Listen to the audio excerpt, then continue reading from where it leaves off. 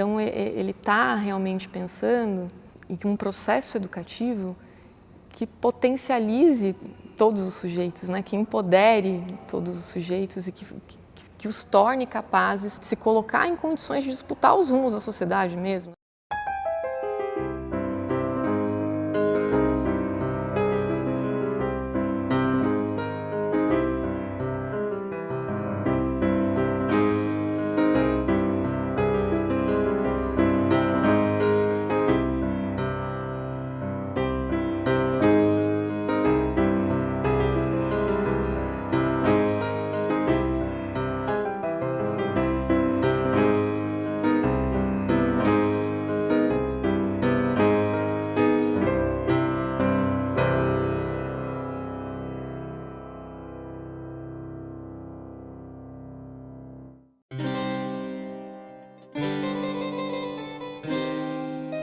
O Antônio Gramsci foi um italiano, né, nasceu em Ales, no interior da Sardenha, em 22 de janeiro de 1891 e faleceu no dia 27 de abril de 1937 em Roma. Ele só viveu 46 anos e desses 46 anos, 11 anos foi preso nos cárceres aí do Mussolini, na ocasião com a ascensão fascista. Os últimos 2 anos ele passou em clínicas penitenciárias, já numa condição bastante debilitada de saúde, condição essa que ele, de uma certa forma, carregou durante a vida toda, né? Ele sempre teve uma saúde frágil.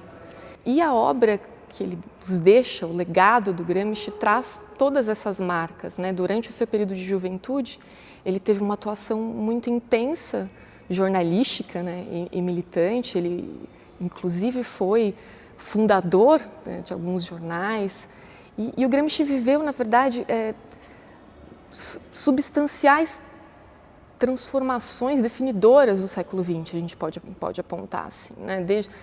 Ele vivenciou a Primeira Guerra Mundial, a Revolução Socialista na Rússia, né? Então, durante toda a sua vida fora da prisão, ele teve uma atuação muito intensa, engajada, voltada para pensar todas essas problemáticas de uma sociedade estruturada sobre uma desigualdade imensa, né? Uma sociedade absurdamente excludente, e era contra essa sociedade, pensando um outro projeto de sociedade calcada sobre outras bases, que ele vai se dedicar a vida inteira. Na ocasião da prisão do Gramsci, da condenação, né? Foi dito de que seria importante fazer aquele cérebro parar de pensar por 20 anos, né? Era necessário fazer isso. Feito esse que não foi, felizmente não foi alcançado.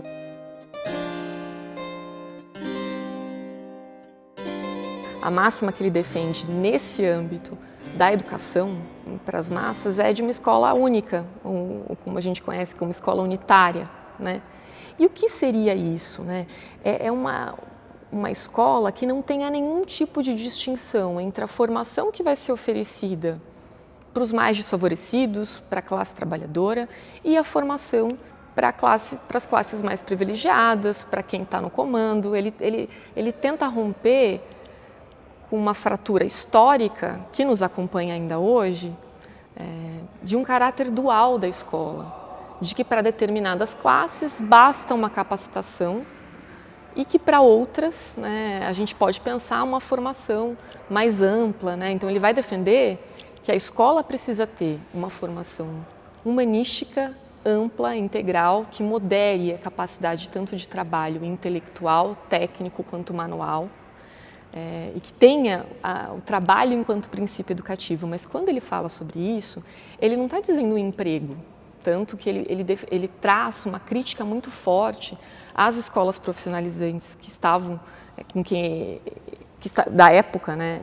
Principalmente quando ele vai desenvolver essas reflexões, tinha acontecido uma reforma educacional na Itália, conhecida como a Reforma Gentili, que leva o nome do seu protagonista e expoente, que foi, na ocasião, dita como considerada a reforma mais fascista, né? O que a reforma educacional fascista faz é diminuir ainda mais o conteúdo que a classe trabalhadora teria acesso na escola.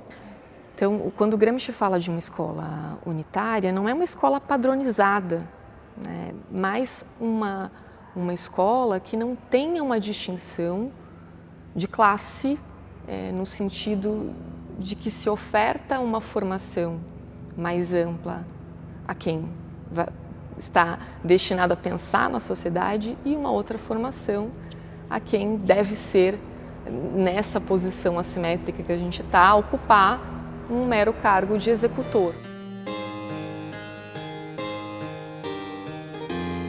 Ele faz isso o tempo todo nas reflexões dele, né? Ele rompe com algumas dicotomias. Então, a gente está pensando, ele está pensando uma educação para a emancipação humana.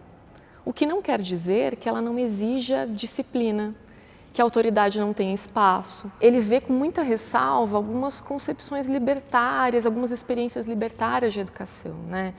E no que nos faz pensar, tem experiências muito significativas, mas que só podem acontecer em um contexto muito restrito, elitista, inclusive de condições.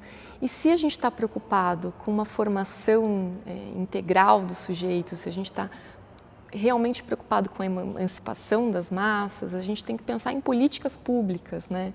Não dá para defender como um ideal de educação experiências que, por mais exitosas que se tenham em alguns exemplos, elas não podem ser alargadas para o conjunto da população, né? Por isso que ele vai dizer que a escola única ela tem que ser gratuita, ela tem que ser laica, ela tem que, de fato, reunir, ter essa preocupação integral. E, nesse sentido, a disciplina tem um lugar muito importante, porque não é possível entender que a gente vai conseguir essa formação ampla e séria sem nenhum empenho, sem nenhum esforço.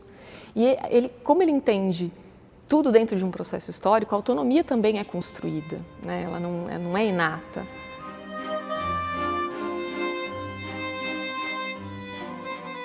De uma maneira sintética, a gente poderia entender que uma marca forte no pensamento do Gramsci é o historicismo absoluto com que ele enxerga, com que ele olha para o mundo, né? Portanto, ele vai entender que nem o ser humano é um sujeito que está dado, ele se faz na relação com o outro, nesse processo histórico, ele está em constante formação.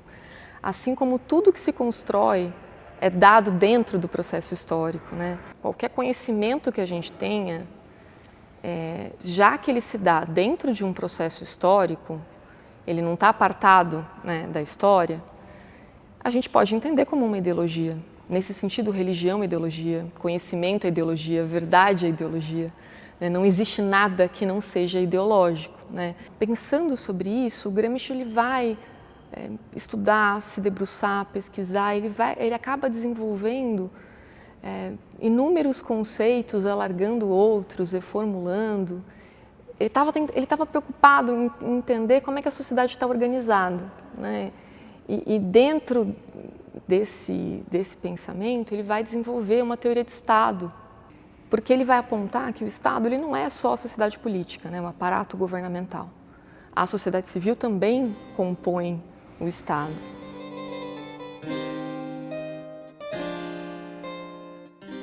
A obra mais conhecida do Gramsci, que não é um livro, na verdade, é uma compilação dos escritos que ele foi desenvolvendo na prisão em cadernos escolares, né? Então eram notas de leitura, eram notas de estudo, era uma pesquisa basicamente, né? Essa obra conhecida hoje como os Cadernos do Cárcere,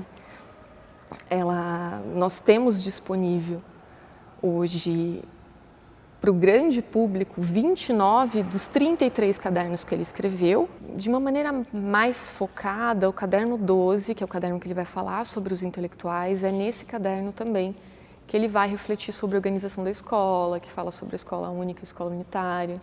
O Gramsci contribui para a gente romper com essa ideia falaciosa de que é possível existir uma neutralidade, né? Uma neutralidade seja em que campo for, né?